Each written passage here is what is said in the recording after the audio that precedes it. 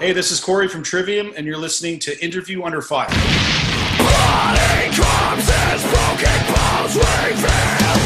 A thought of glasses crushed our nightmare sealed. Amongst the shells and All right, the Corey, thank you for taking the time out of this problem, crazy time to actually sit with me today. You know, first off, did you even know Zoom even existed before all this? Actually, I did not.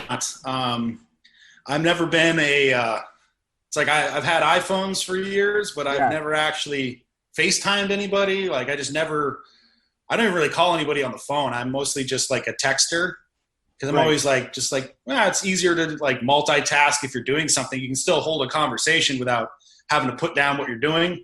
So like the whole thing when like we were doing some video thing for like a streaming thing to promote the record and the video, and we did like this Q&A with our director who's been doing our music videos, and they're like, oh yeah, here's the Zoom thing to log into. I'm like, what the hell? I'm like someone's got to have to give me some info on I'm like what do I do and everything. But I've got the hang of it. Done a couple, this is probably like my second Zoom interview, but I it's probably my third time using this thing overall. So it's definitely a new thing for me, but it's definitely seems to be coming in handy for a lot of people.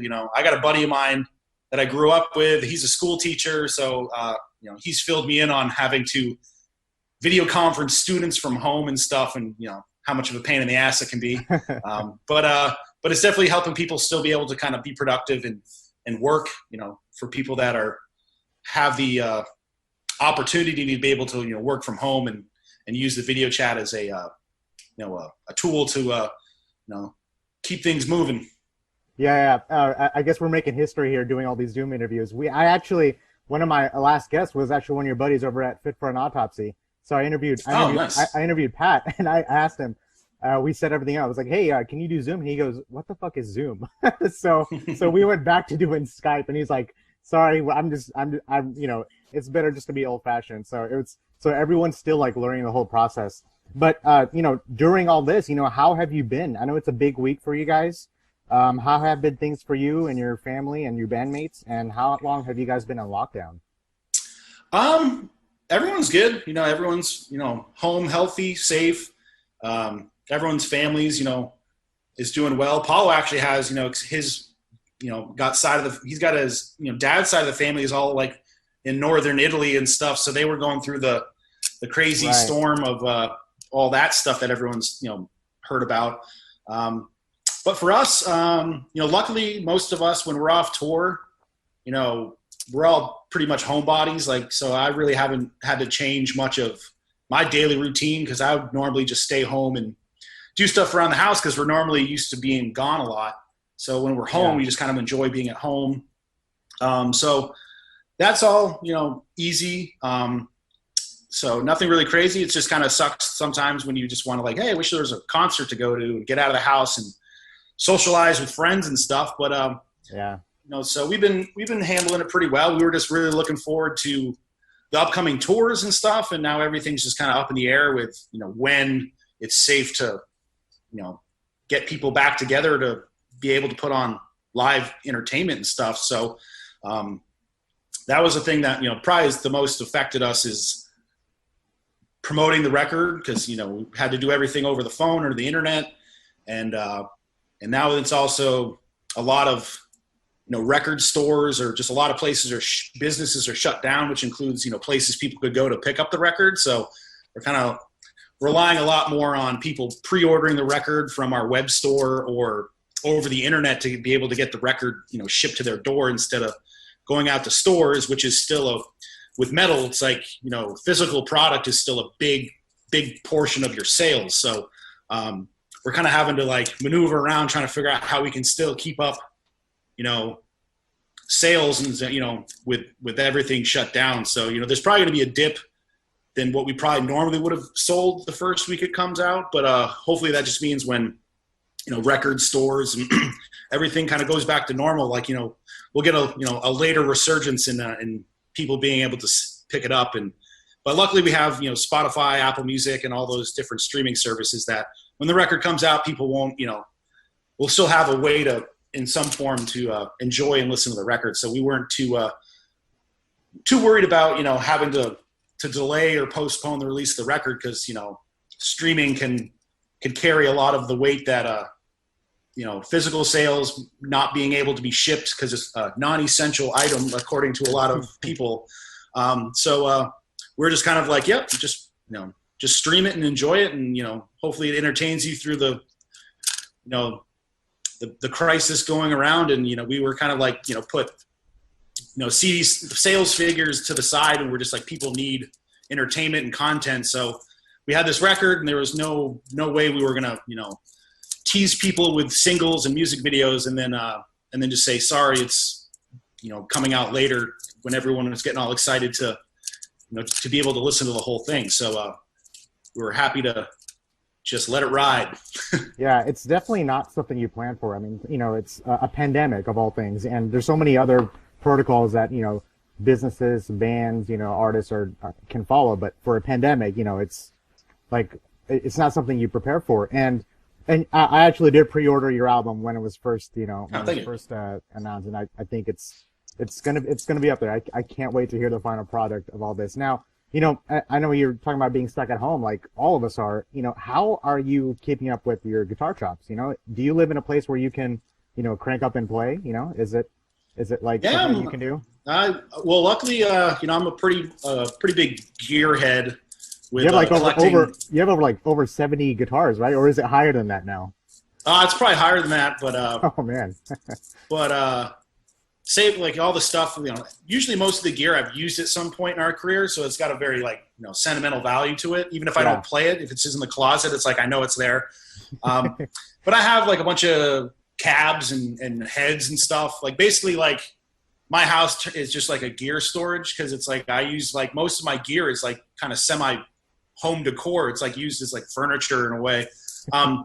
But I have lots of gear. I can crank up pretty loud without anyone complaining. Crazy, but luckily like with gear, there's like technology where I can play like a 120 watt tube head into my computer without and being able to control the volume. So definitely helps with home recording and not blowing your ears out. That you have to you can crank the amp up to where it sounds good, but you can also control the volume, so you can do everything at a manageable volume without having to crank speakers and all that stuff. So luckily with technology, it's can still keep up and write and do all the stuff that I need and want to do without just driving everyone that lives in my neighborhood nuts. I want to follow up on that before we get to what the dead men say. So one thing that I've seen, I'm sure you've already seen it, we're already past a month in quarantine. Some of these bands are doing gigs, like streaming live gigs in empty venues, bands like Code Orange, Insomnia. I'm sure there's a lot more bands on that list. As a musician who's been at this for over 20 years, such as yourself, do you think the quarantine-induced live streaming surge is going to affect, the touring musician business going forward? I think a lot of people are doing it just out of necessity, because a lot of people are, like Matt's been doing Twitch for like 3 years. Yeah. And so he does his thing on his own, but we also, when we're on tour, we've streamed like every concert for like the last couple of years on Twitch. And so we have a whole catalog of shows. DreamHack was also streamed, I believe, last year when you guys were in Dallas. Yeah, so we have a whole catalog of shows from all over the world that you can watch. So luckily we kind of been doing that without having a pandemic to kind of force us to do that. But, Matt's still doing his Twitch thing every day, and he's definitely said since there's no touring and stuff shut down that he's seen a surge in people tuning into his thing every day.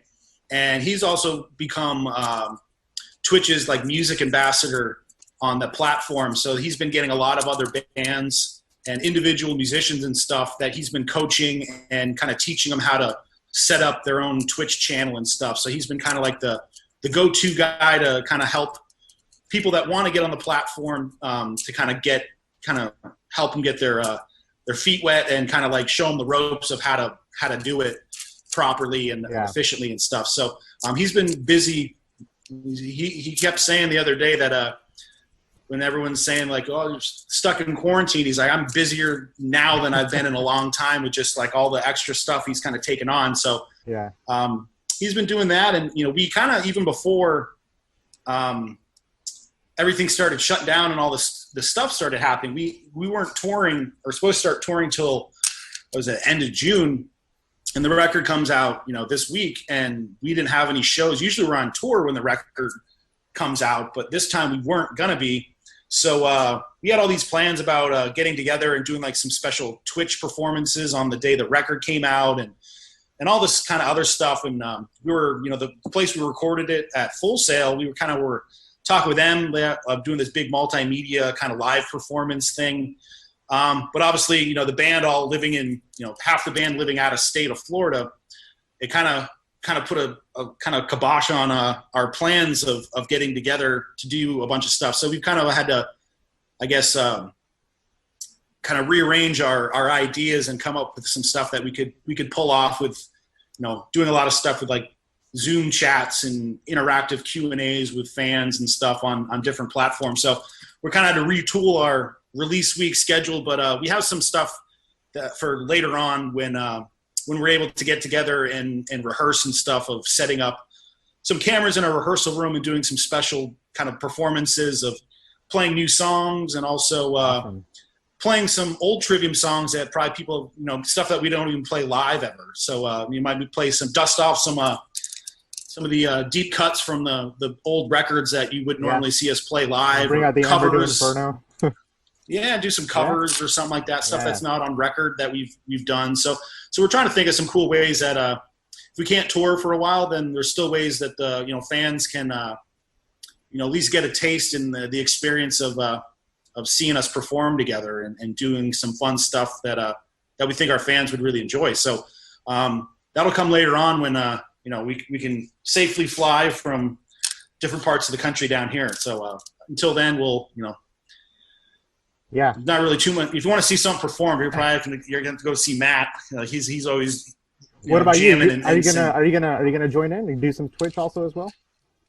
Probably not. I didn't know what Zoom was before all this happened, so I don't know if I'll be technically savvy for the Twitch thing. But there's definitely some stuff, like just even because we all use like Instagram, social media, Twitter, and stuff like that. That we can post little clips or videos, when the record comes out. I was thinking about doing some, just like, 15, 20 second, just like playing the guitar solo from some songs or playing some riffs or whatever, just for the content purposes of just people just like enjoying the videos and not really, doing anything for like any kind of like, trying to like, I need a Twitch channel to try to make money. It's just more of just like a fun, entertaining kind of simple way to just kind of give interact people with something. Fans and people. Just give people always like when there's just like little guitar videos or something. Just be able to watch someone play. And, people. I get sucked into followers that I watch that are guitar players I really like, and if they post a video of them playing a solo or something like that, you're like, I'll watch that about 3 or 4 times and then enjoy it. So we're just I think everyone in the music world, since there's no touring, they're just trying to find a way to entertain and do used to playing shows and touring and stuff, and kind of take away the performing side of things. I think people are just like wanting to have a way to just perform for people and entertain people and engage with fans, and just kind of, at least if you can't be on stage and engaging with your audience, then this is kind of like the only way as an entertainer you can really keep any kind of, I guess, form of that going through lockdown. So there's been I've just seen tons of people jamming and doing special performances. I've seen people from different bands kind of collaborating on covers and stuff like that. So everyone's just trying to do what they can to entertain and kind of keep yourself out there, instead of being like, oh, I went on lockdown and like now you need like a behind the music of what happened to that band. You don't bands are still able to stay visible and do what they do without I guess having to go anywhere. So I feel like all these bands, like just in this time of age, are gonna. It's like a documentary that's gonna be out on each band, like during the pandemic. So here's what As I Lay Dying did. Here's what Trivium did. Here's what Lamb of God did. You know, it's like we've actually talked amongst ourselves just about like, you know, depending on, because basically like, you know, sports and any kind of large gathering, which is music, sports, like everything just went like, it was like there. And then all of a sudden I remember way back, like I was watching, because I do like when I'm at home, or just not really at home, but during sports seasons, you know, every day I would have NBA games just playing every night, you know, throughout the season. Cause I also like, I'm a big DraftKings fantasy better guy. Okay. So I always had the games on, and I remember I still have a screenshot of my I called it my pandemic DraftKings lineup, because it was the last one I made, and half the players got X'd out of it because everything got canceled once the Jazz players they got sick, and all of a sudden I was like, I had the game on, and I'm like, and I saw on my phone it was like Oklahoma City versus, I think it was like the Clippers or something. I think it was OKC and Utah. I think it was that game. Yeah. I think the Clippers were like the 10:30 game or something. But yeah, it was just like game postponed, and I was like, I wonder what happened. Usually it's something to do with like, oh, the roof's leaking or something, and I was like, what's going on? And then they're like, coronavirus, you know, possibly everyone's tested, and then all of a sudden it was like within hours it was like seasons postponed. You're like, what the fuck just happened? It was like literally like it was like literally like someone snapped their fingers, and you're like, what the hell just happened? Like sports are gone? Like what the hell's going on? And then all of a sudden it was just like every live tour or everything was canceled. So it just kind of like the whole industry just went on shutdown and like right away. And we've just talked about it. We're just like, man, it's like, you know, with how long the potential before anyone can start touring, like just like we're like, man, by the time we come out of this, like I wonder how many bands are just going to be gone. Like just bands that, you know, rely so much on like smaller bands that rely so much on touring and the merch sales and everything like that. Like, and then the fact that if a band can't tour, and then there's all these businesses shut down. So it's like I wonder, we were just like, man, it's like, I wonder when everything's kind of back to where we're capable of touring, like how many bands just like really couldn't survive because they had no income, that they just kind of go defunct or break up just because of financial, you know, the financial straits of not being able to tour. And it's just like, is quite, you know, a real possibility that there could be a lot of bands that just kind of throw in the towel just because of just not being able to tour for like possibly like a whole year or more. Yeah. You know, because it's right now it's like no one knows when. You're just hopeful, like, well, we could reschedule it for like 6 months later, but you don't know, like with, you know, because you rely on people, you know, to buy tickets, and if people are more worried about, you know, paying for their bills and covering this or that the, you know, excess kind of fun spending on bonus stuff like going to the movies or going to shut that off, going to movies or concerts, it's kind of like that's not like your top priority when you're trying to just get back on your feet. So it's like, even if things get back to normal, it's like, you know, is the tour business still going to be as profitable as it was? And just seeing how many like big, huge, like, you know, 60, 70,000 people music festivals in Europe are all canceled. It's definitely gonna, you know, be an interesting kind of see how everything kind of rebounds, because it's definitely affecting the whole world. It's not just like one particular territory where you can be like, oh, we can just stay out of that market for a little bit while it kind of gets back on its feet. It's like everywhere is getting affected. So it's definitely going to be interesting. It's a concerning thing to look into, because, you know, like the prognosis, like you said, 6 months, right? But now it's not. It's even looking even longer than that. And, you know, yeah, it's like you never know, because, you know, like a lot of places, like with our, you know, upcoming tours and stuff, it's like certain countries or states, like everyone's kind of like doing different protocols of when they're possibly going to allow people to get back together. And in certain countries, and the travel restrictions with, if you're, you know, because we were supposed to go to Asia in April, like right before it started kicking off over here. And we just kind of saw the writing on the wall with it's going to get worse before it gets better. And it's like, you know, we didn't want to be stuck, you know, in Asia where it's like the hotbed, going to like, you know, Thailand and Singapore and all this stuff. And we're supposed to play a show with Testament. And, you know, some of those guys got sick when they're on tour in Europe. And so it's like, you know, we kind of were just like, well, we'll just, you know, we can always go back at some point later on. You know, there's no point, you know, risking putting yourself in, you know, harm's way of something that people really have still trying to grasp their head of, like, just, you know, the whole disease and, you know, trying to find a way to get some kind of, you know, how to treat it and get a vaccination. Cause, you know, it's just such a, you know, you see all the cases and it's just like, man, it's just like all over the board of just like who gets affected the worst, or like some people don't get affected at all. And it's just like, you know, it's just wild right now that, you know, we're just kind of bracing ourselves that like, maybe we don't even tour on this album. You know, it's like, it's a real possibility that we might not, you know, be able to play a show in the next year or year and a half, you know, or you never know. Someone could, you know, figure something out and, you know, kind of clears up in 6 months. You never know. It's just kind of, you know, I think everyone's just in like this kind of wait and see and play it by ear mode where you just have to kind of just hopefully, you know, follow the advice of people that, you know, know what they're talking about. And, you know, that's why we've just been, you know, staying at home and just kind of doing what we can over the internet, which is basically all you have at your disposal right now. So it's definitely weird, you know, having a new record and then you just kind of really like never put out a record and just sat at home. So it's definitely a different experience. Yeah. Oh, by the way, how are we doing on time, by the way?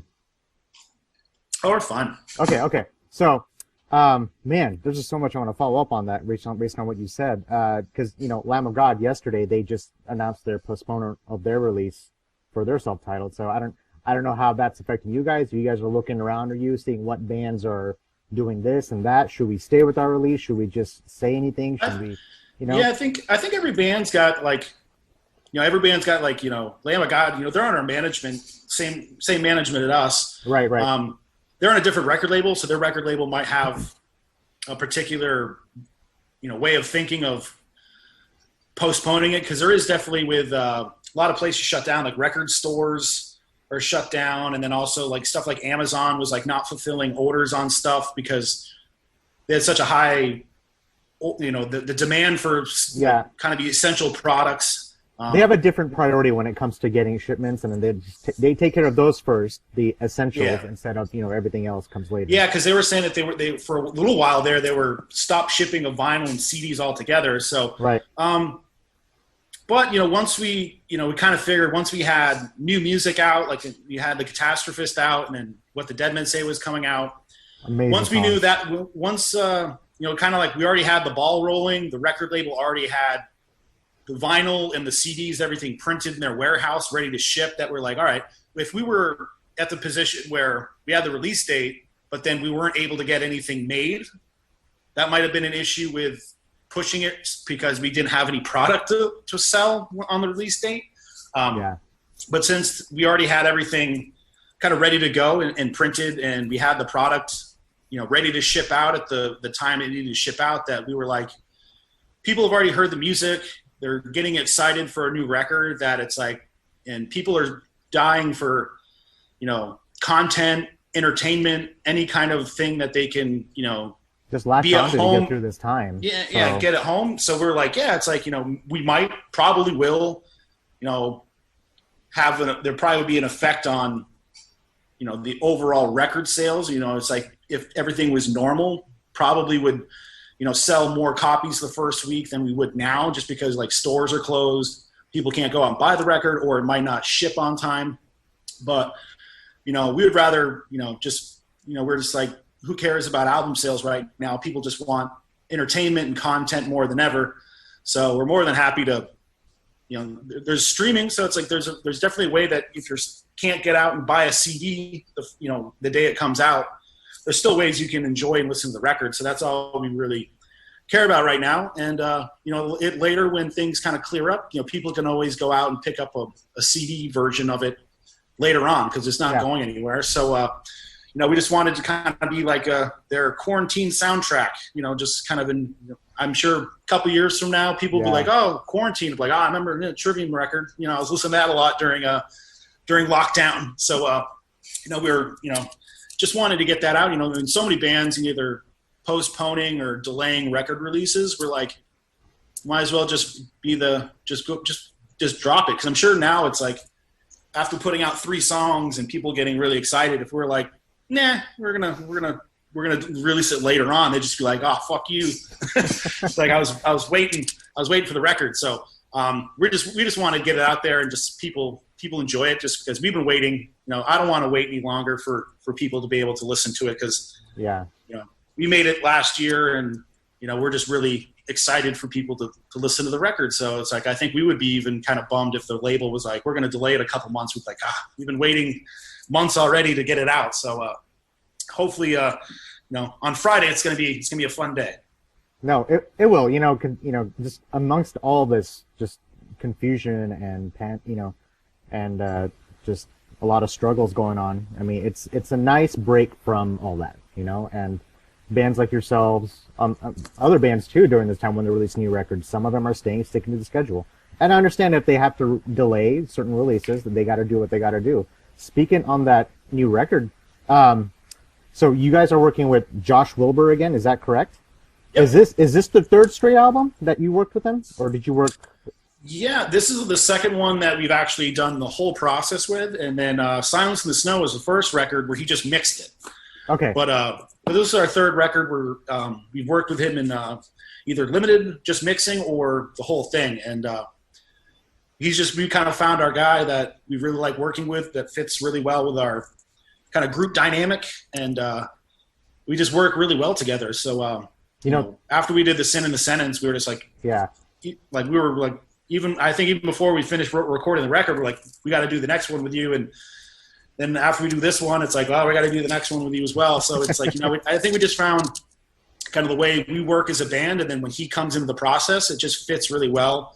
And he becomes like kind of like a 5th member of the group, just kind of very, not like producer, dictator, kind of like I'm running the show and we're going to do this thing my way. It's just kind of, Josh is just very kind of amongst us, just kind of like, all right, this is how Trivium works and this is how you guys do your process. And I'm just here to, make you guys, sound the best you possibly can sound, and throw in some ideas if he hears something, and, we'll try it and, or not, or just be like, hey, we already tried it that way. We're settled in on this way. To be like, all right, cool. Yeah, let's roll with it that way. So he's very, he's from Maine like me. So he's got a very laid back, chill vibe. And, we just have a good time making records. We joke around all the time and don't make it a serious thing. Everyone's very serious about their performance and like their instruments and how they perform on the record. But when we're doing it, we're having a lot of fun, and it's a very casual, loose kind of fun environment. So we have a lot of fun working with him, and he's great at what he does. So we always say that Lamb of God's worked with him like for years on multiple records, and other bands he's worked with multiple times. And after you work with him and hang out with him, you're like, yeah, I can see why bands always, want to go back to working with him, but just because it's, a pleasurable experience where you're not going through one of those kind of behind the music stories of like, oh man, making that record was hell. Working with this person was just a nightmare experience. Yeah. It's just like, it's always a lot of fun, and makes recording, we always enjoyed recording, but it definitely makes it a more pleasurable experience when you don't kind of leave, after you're done the record, have a bad taste in your mouth because just your relationship with someone you're working with wasn't the best, and it kind of puts a little bit of a taint on the record. When you think about making the record, you're just like, oh, that wasn't fun or something. So Josh makes it fun, and I think it also helps with just when you listen to the record, it just sounds like a very energetic record, and just a bunch of dudes having fun. We usually make like the angriest, most intense music when we're in good moods. So it kind of helps. Do you have a favorite song? On the record? You personally? It kind of changes just because the vibe, each song kind of has its own thing, but yeah, you did say that. I remember you saying that in one of the interviews. Each song had its own, way. Yeah, each song has its own place in the story.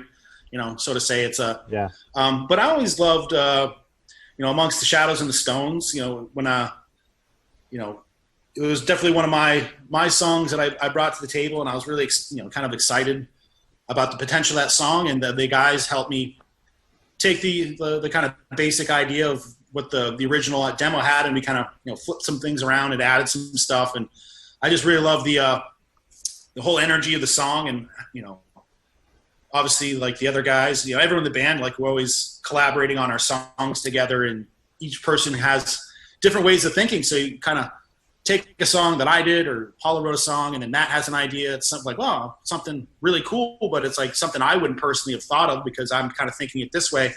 But brings the songs into a totally different, like starts one place, ends another, and it's usually in a better spot than it was if you were, I guess, super guarded of your ideas and didn't want to hear anyone's a different idea. But yeah, Amongst the Shadows and the Stones, like it's always a really good. When I go out running every night, and sometimes like I'll just listen to the record, just if I hadn't listened to it for a while, just kind of listen to it from start to finish. And the ending of that song goes into like this really, really awesome thrash part that whenever it kicks in, it's always something you're just like, man, I just want to fucking like, body check someone into a wall or something. It's just got that super amped up kind of energy to it that I always really like when that kicks in. So, bro, your music has been wanting to body check people for the entirety of your career. So. So here's the thing about that. So now we're talking about working with Josh Wilbur. As you're talking about the experience of making that album, does it feel like everything kind of just came together? Like Alex came, and then Josh Wilbur, you guys decided to stick with him. It feels like you guys have found your groove throughout your career. Your interviews, you guys were talking about how your previous interviews talking about how it was kind of just a winding path from. Ascendancy puts you at this mark, and then the Crusade was, of course, Paolo had his opinions on Crusade, and then, I'm sure you guys did too, and then Shogun came, and then Vengeance Falls, and then In Waves, all this winding down the road until you guys actually found your groove. But it's like everything seems like to be coming together, musically for you guys, and relationships that you guys have already built throughout the years, especially with working with people who worked on your albums, who actually, and bandmates who stick around. Does it feel like that? Like you found your stamp where you are? Yeah, we we started, kind of in the spotlight. We were all really young on those early records. So you kind of like at that age where you're just trying to find yourself as a person, and also musically the same thing. We had a lot of, I guess big ideas at something like the Crusade. Like we wanted to make this big musical kind of statement, and we had this big idea of how we want, like the vision in the head didn't quite turn out to be the vision that everyone got, but it was because it's like we had the idea there, but we just didn't have the skills at that time as songwriters and as a band to really pull it off. And but it's like you kind of learn as you kind of go down your journey. You kind of learn stuff about yourselves, and you work at your craft to get better. And I think we've kind of some stuff that maybe was we zigged when we should have zagged, maybe did something wrong. There's certain things that it's like we're us to blame for that, and also just like sometimes it was just the circumstances during the making of that record that has an effect on where everything goes. And after we were touring for Silence in the Snow, before we started making the Sim the Sentence, and we kind of had like an honest moment with ourselves, between, Paula, Matt, and myself, just kind of like talking amongst ourselves, like over dinner or something, just kind of looking back at everything we've done in our career. And we're like, how come we're not here, or we're here when we feel like we want to be here at this next level? And we just kind of look back at our catalog and just honestly kind of like, we're like, well, I don't really like this record, or I don't like this, what we did here, or this record, how it turned out. And we kind of went down the list of what ingredients make up Trivium, and what stuff we did that we felt really didn't represent us as like a whole, as a band. Like certain records, have had some big songs, but overall from start to finish maybe weren't like the most fan favorite albums, but it had elements in there that kind of like were the saving grace of the record in a way, with a big song or something that became a fan favorite. But we kind of just dissected our music and what we wanted to I guess, moving forward, what we wanted to present to people. And then once we kind of like had that idea and started writing songs, and then once Alex came in and started writing with us, everything started to click where we're just like, oh fuck, like, you know, he can, you know, do everything we throw at him. Like, you know, because, you know, sometimes if you're writing and if you have a drummer that's like really good at one thing, but then there's something else that they're not really like, that's not really in their skill set or something that they're very confident in doing. When you're writing the songs, you might like not do something or or take the song in a different direction that you know you can probably pull off and sound, you know, do the part justice.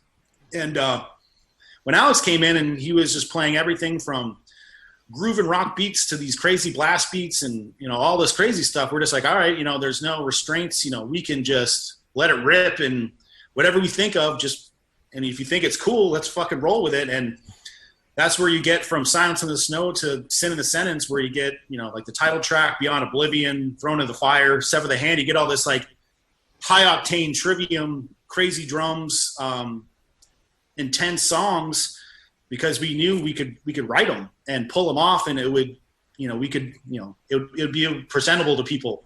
And you know, this record, you know, having the experience of making a record before and touring with Alex, we just knew going into it there's no surprises. You know, it's like we've, you know, second record as a unit together that we just kind of hit the ground running, and there wasn't anything thrown at us that was a surprise. You know, he gets along great with the band. He fits right in. So it's really helped kind of solidify our sound and our writing style, and being able to just be us and play the music that we just enjoy playing together. And that usually, you know, translates to the fans being really into it, because that's kind of like our favorite albums that we've made. We're just kind of taking that very kind of garage band mentality of just writing music that you enjoy playing and what you want to hear.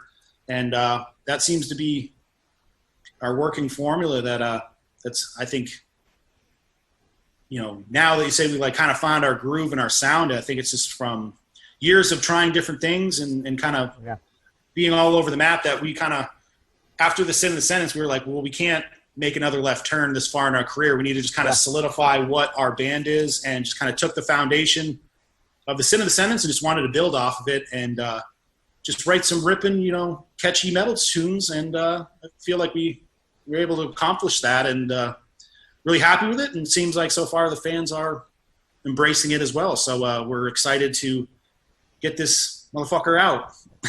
Yeah, I mean, getting this just over this pandemic thing, so you guys can actually interact with the fans again. You know, you did say, you know, you write your best music when you're in a positive place, and Sin in the Sentence brought you in that pattern where it actually gives you that. Yeah, we were. It was like that record, you know, came out, and all the touring we did were just the best touring we've ever done. Like the biggest shows, headlining that we've ever done worldwide, and. You know, the record came out, Sin and Sentence came out like the week before our first show. And we usually, with most of the records, we'll go out on tour and we'll play the songs that people have already heard before, which are usually like the couple singles that kind of predate the record for promo.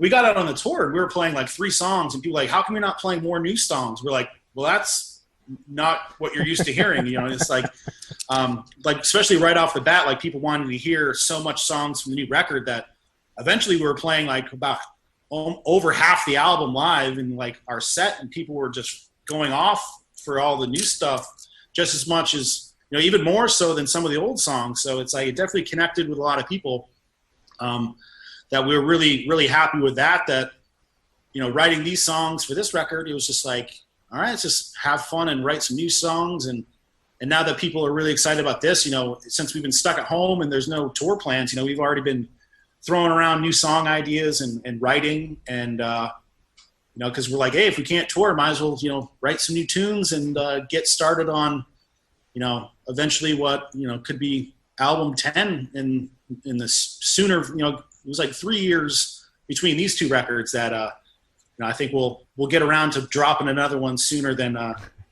people think. So just kind of using the time to, you know, be productive, and already, you know, the stuff I've written, and then also some of the stuff I've heard that Paulo's written and stuff, it's kind of the same thing. It's like everyone seems to be in a good mood because everything's sounding really pissed off. Yeah, that's good. That's the way we like it. It's talking about the touring, about your experiences with Sin in the Sentence. And, I've been to, in Dallas, when you guys came to Texas, I came every time you guys actually came and promoted that album during that time frame. Now, one of the bands I want to talk about really quick is Fit for an Autopsy and your relationship with them. So it was crazy because you guys toured with Arch Enemy. I believe it was 2017. It was right maybe a couple of months after The Sin in the Sentence came out. I came and saw you guys. It was the last minute. I was able to squeeze in. And then one of the opening bands was Fit for an Autopsy. I've never heard of them. And they blew me out of the water. And then you guys came again that following summer when it brought them again. Yeah, when it was like 120 degrees outside. Oh yeah. And then they just get better. It's like and then I see you guys. We've had them on our show a couple of times, and I've talked with Pat and Joe. Those are great dudes, some talented individuals. How did that relationship blossom into where it is today? I see both of you guys, supporting each other on social media with the new album releases. They just dropped Sea of Tragic Beasts last year. Probably my favorite album from last year too. So, those guys, it's we're always like very, all of us are always looking for new music, new bands, enjoying. We still got that love of wanting to discover cool new bands and enjoy the music, and also we always want to kind of keep our finger on on the pulse of the scene of what's going on in music, because if we're going out a headlining tour, we want to have cool bands to bring out with us. And also the great thing about our fan base is usually the bands we bring out on tour, they're very open-minded to not being like, I'm here for the headlining band and flipping off the openers. They're very open-minded with embracing bands, because we like to bring out bands that we're fans of that really like. So I think fans know that if Trivium's bringing them out, they must enjoy the band as well. So I should give them a listen. And since that first tour we brought Fit for an Autopsy out, they definitely have grown. And I know a lot of our Trivium fans that we know are like super into that band now because they saw them on our tour and the music connected with fans. And I remember when we were actually writing The Sin in the Sentence, it was one day after rehearsals. I was driving home, and the amazing Orlando traffic we have here was stuck in traffic, and I had Liquid Metal on. And it was around the time the previous record. Great Collapse? Yeah. And Will Putney was doing a Liquid Metal interview, and I had always heard the name but never really heard the music at the time. And they were promoting that record, and the song Heads Will Hang came on. Yeah. And I was like, holy shit. And I remember after I got home, I texted Matt, and I was like, dude, you got to go online and check out this song. But I think I might even just texted him like a link to the song. And he heard it and was blown away that we just instantly hit up our manager. We're like, hey, we want this band on our next tour. And they ended up making it happen. And, brought them out again. And then once we brought them out on tour and met those guys and toured together and hung out, we just became, good friends, and, just became like, kind of band BFFs. And, and those guys, they came through Orlando, went and saw the show. They went over to Matt's house and like met his kids and stuff. And we're just like having lunch together. So it's like, we're very tight with those guys, and stay in touch and trying to support each other. And we're, there's definitely going to be some more touring together in the future once we can get to play together and stuff. So it's, if we really like the band, we definitely want to support them in every way we can and push them out there. And hopefully if they're new and upcoming, it's like, just to be able to use our platform to help people, at least get their ears on it, where, they can, make up their own decision if they like it or not. But, just be able to, like, it's like, you got to at least give them a listen, because this band's worth the time and stuff. And that was something that, when we first came out, a lot of the bands that were bigger than us at the time and were kind of more established veterans were very, not very supportive of the new kids on the block. So, we definitely want to do for bands that not a lot of people did for us.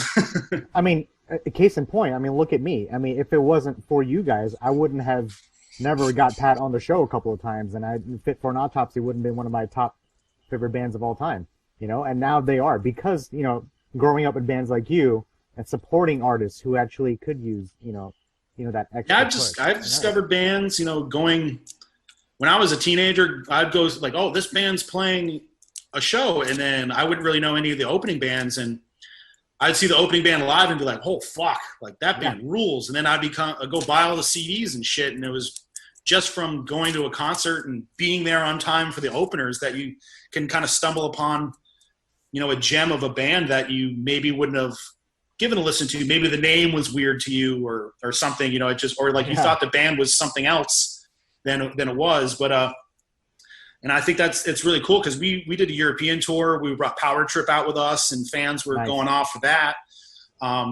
So it's always cool to see, bring out like kind of a newer band, and just kind of seeing our audience really embrace it is always really cool. And it's nice to see that, some of the bands that we bring out are, we've had bands over the years be like, yeah, man, we got more fans from your tour than any other tour, because your fans are a lot more, I guess, open-minded to different types of metal bands and styles and stuff, that it's nice to have such a cool fan base that embraces the opening bands and not kind of shun on them. Now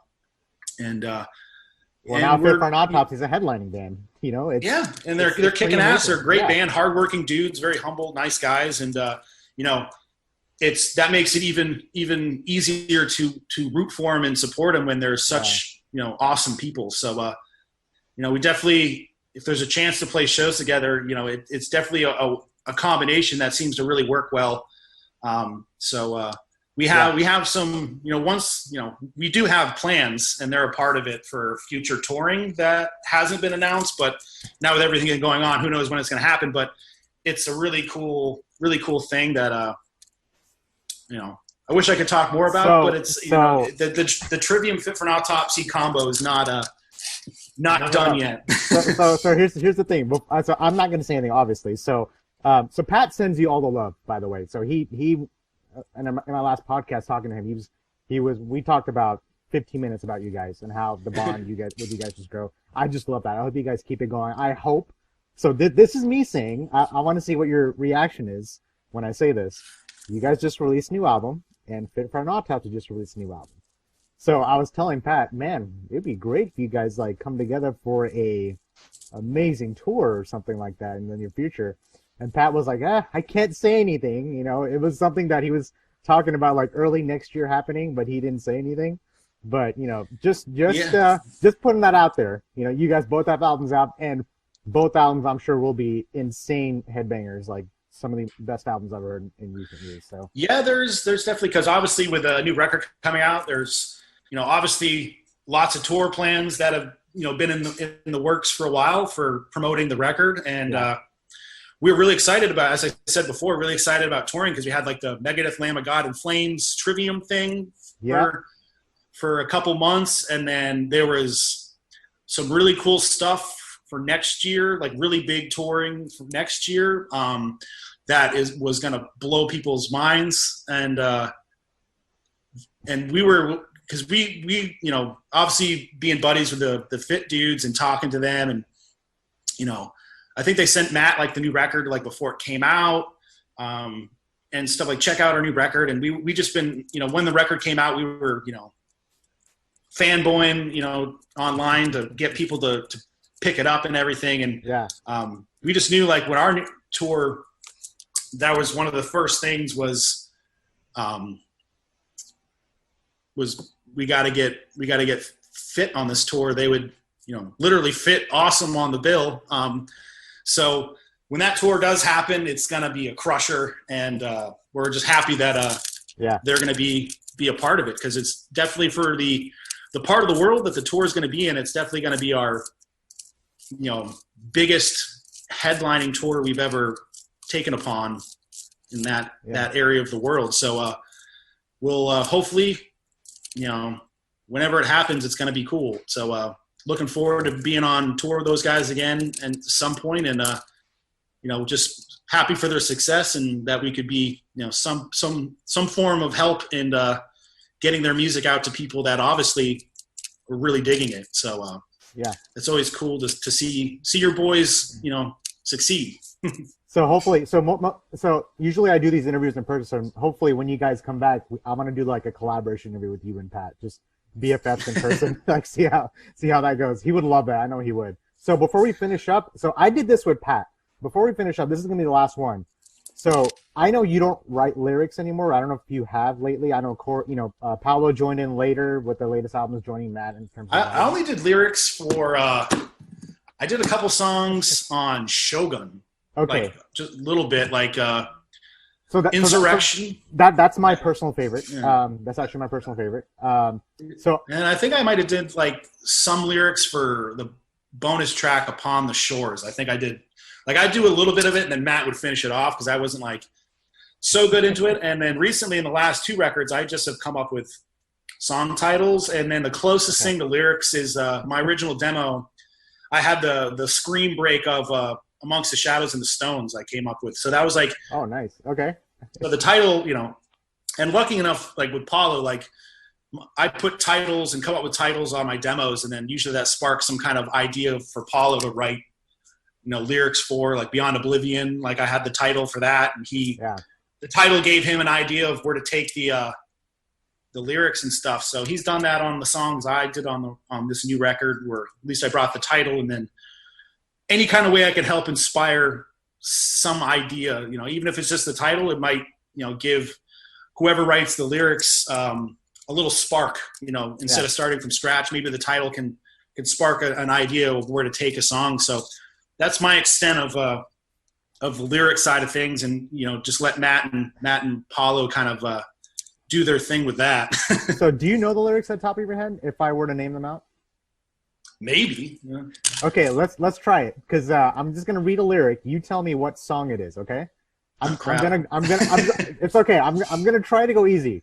So I was going. I know a lot of the screen parts. I have to do those, but there's some songs where I'm just like, you play that song a million times, I still couldn't tell you what some of the lines are. So we'll see if I can get it. All right, let's try a couple, because Pat's was hilarious. Like he only got half, and he hates that. So, okay. And he writes the lyrics too, but anyway. All right, so I'm going to read this one. This is, okay. Consigned to hurt, but it was never enough. To bury feelings that will surely return. My heart is aching, and my God, I'm a mess. I'll never run because I'm obsessed with a madness. Wretchedness inside. Nice. Okay. All right. That was right on cue. All right. Think for yourselves. You must break out from this hell. How has it come to this? We are but drones.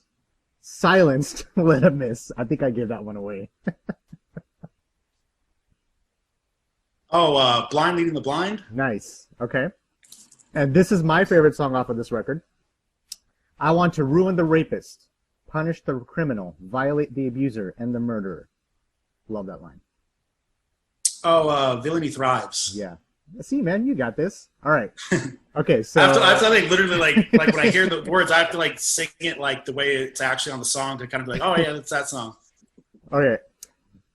All right, let's see here. Just look at the scars you make. Your terror makes your kids break. A broken home just as you were raised, with fist raised up to your children. Gunshot to the head of trepidation. Nice. That was actually one of the first songs I ever heard from you guys. Okay.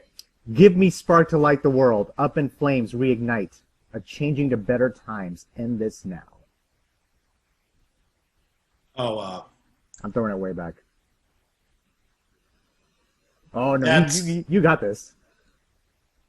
Oh, Pillars of Serpents. Yes.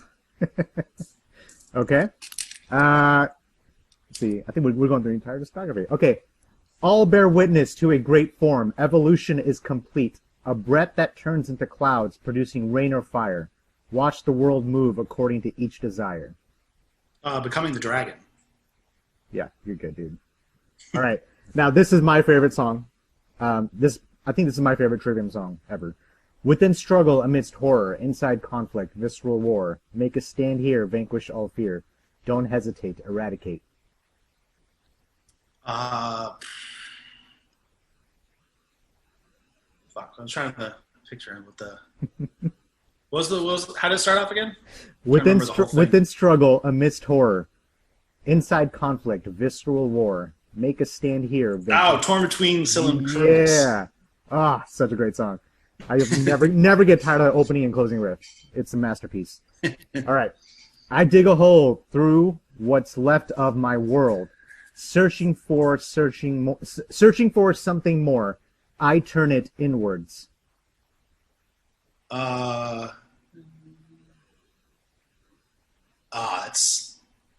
gonna repeat the first thing again. I'm trying to fucking refresh my memory here. I dig a hole through what's left of my world, searching for something more. I turn it inwards. Obviously, it's different when I just say it instead of. God, it's I like have it on, like I can picture it being sung, and it's just like fucking blanking. Is it a Shogun? No. This is also my favorite song from this record. I picked my favorite songs on there. Usually, go forward. Actually, I think just go forward once. Yeah. Oh, I think it's Dust This Man. Yeah.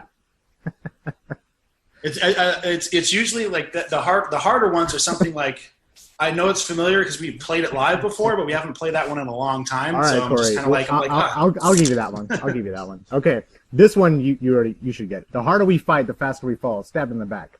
Defeated we crawl. The joke in the end that no one will know. Monks, Shadows, and Stones. I wanted to end it easy. All right, man. So we're actually out of time here. Holy crap. This is great stuff. Oh, real quick. Your favorite artist that you would love to collaborate with that you haven't already? Doesn't have to be metal. Doesn't have to be metal. In a songwriting sense, I think it'd be fun. Just because I'm a huge fan of the work, is I think it'd be cool to write songs with John Schaefer of Iced Earth. Whoa. Okay, that's interesting. Have you had any contact with him, or with the band? Yeah. We toured with Iced Earth briefly in like 2004, like one of our early tours. With Tim Ripper Owens was in the band. We did 2 weeks of shows with them, and then anytime we play a festival, John's always been a super cool guy. Like when we were going to play Wacken for the first time, we were on the same flight. I remember sitting at the terminal, and I was like, dude, that looks like Matt Barlow from Iced Earth, like sitting behind us. And then the rest of the guys from Iced Earth showed up, and we hadn't actually personally met or seen any of those guys probably since that 2004 tour. And John came up to me and still remembered my name. And I was just like, oh shit. Like I wouldn't expect him to remember me after all that time. And, we saw him last time we played festivals when he was doing Demons and Wizards, and got to say hey. And he just recently, he announced he was doing this book, and he's known I've been a huge Iced Earth fan, since I got into that band, and wear their shirts all the time, and I've talked about him and everything. And he actually hit me up on Instagram, and then exchanged emails. And he asked me to write a little piece for his book about Iced Earth music, the artwork, the songs, and everything. And so I got asked to be included in his new project with a bunch of other people that are big fans of Iced Earth as well. So that was really cool. Never done anything like that. So I was honored to one of my favorite bands asked me to contribute something to his new project. So that was really cool. So definitely been a huge fan of that band since the first time I heard them. So all right, we're gonna use this podcast as a plug just so we can actually get that songwriting thing started. All right, Corey, thanks so much for coming to me on Interview Under Fires. Don't forget, guys, you can actually find this podcast on Spotify, iTunes, Stitcher, all the major podcast apps. We got Corey from Trivium here today. What the Dead Men Say is out this Friday, April 24th, via Roadrunner Records. Please support this amazing band, guys. And you will see them on tour and everybody else in the future. Hang in there. This pandemic's gonna be over soon, and so much irony in that album name. Thanks, Corey. Awesome. Thanks a lot, man. Bloody corpses, broken bones reveal. Rough on glasses, crushed our nightmares sealed. Amongst the shells and the stones.